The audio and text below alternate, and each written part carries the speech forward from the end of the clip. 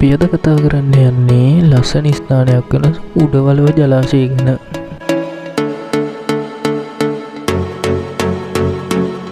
මේ පිහිටා තියන්නේ සබරගම් පළාතේ රත්නපුර දිස්ත්‍රික්කයේ ඇඹිලිපිටිය නගරයට ආසන්න උඩවලව ප්‍රදේශයේ තමයි පිහිටලා තියෙන්නේ.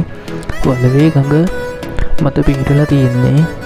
තව උඩවලව ජාතික වනෝද්‍යානයේ දිගු සම්භාවිත භූමි ප්‍රදේශයක් ජලයෙන් වට කරගෙන තියෙනවා. අපි දැන් බලමු උඩවල ජලාශයේ ඉතිහාසය ගැන.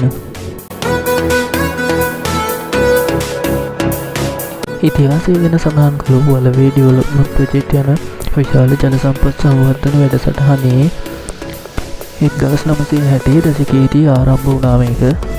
මෙම ජලාශය සම්පූර්ණ වීමට 1969 ඉඳන් 1972 අතර කාල සීමාවට පියවරින් පියවර තමයි සිදු වෙලා තියෙනවා කියලා සඳහන් වෙන්නේ. එදා ඉඳන් මේ දක්වා කෘෂිකර්මාන්තය සඳහා මහත් පරිමාණයෙන් ජල සැපයීමේ අඩුවක් වෙලා නැහැ. මෙම ජලාශයේ සම්පූර්ණ දිග ආසන්න වශයෙන් කිලෝමීටර් 3.9කට හා උස මීටර් 30ක් වශයෙන් තමයි සාමාන්‍ය දල වශයෙන් සඳහන් වෙන්නේ.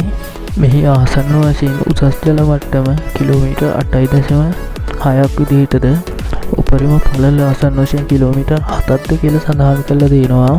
මෙම ජලාශය මගින් ඇඹිලිපිටිය සෙවණගල තනමල් විල හම්බන්තොට දක්වා ජලය ලබා දීම සිදු කරනවා. මෙම ජලාශය මගින් මෙගාවොට් 5.6ක ආසන්න අගයක් ජාතික විදුලි පද්ධතියට එක්කෙරෙනවා.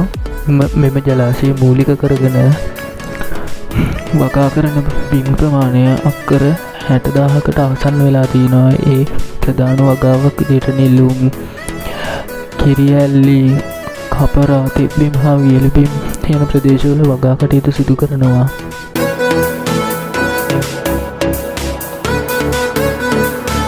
ජලාශය වටා පවතින ආර්ද්‍ර භූමි හා වනාන්තර උඩවලවේ නැෂනල් පාර්ක් සීමාව ඇතුළත් හලියා පක්ෂීන් මියුළු ප්‍රධාන ජීවන පද්ධතිය ලෙස මේ පවත්වාගෙන යනවා.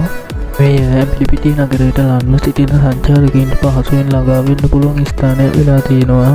ඒ වගේම නෞකා සවාරි නිරීක්ෂණ, පක්ෂි සංරක්ෂණ, ඒ වගේම තව දීවර ක්‍රියාකාරකම් මෙහි දැක ගන්න පුළුවන් වෙනවා.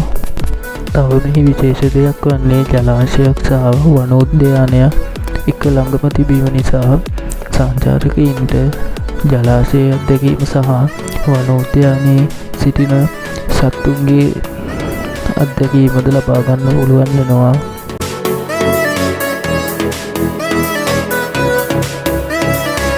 එහෙනම් ඉතින් අදට මේ සුන්දර උඩවලයෙන් අපි සමුගන්නවා.